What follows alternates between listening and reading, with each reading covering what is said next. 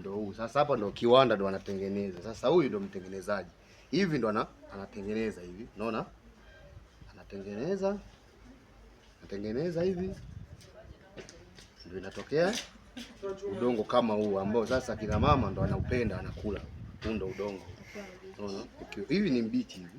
Ukiwa mbichi ndio unatokea kama vitu. Ndio mzima kamoja ndio shilingi ngapi? Shilingi 100.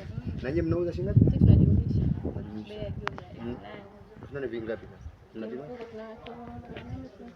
Kwa kuna kimfuko wenyewe anajumlisha 8,000. Njombe, Makambako, Dasiamali, Mafinga.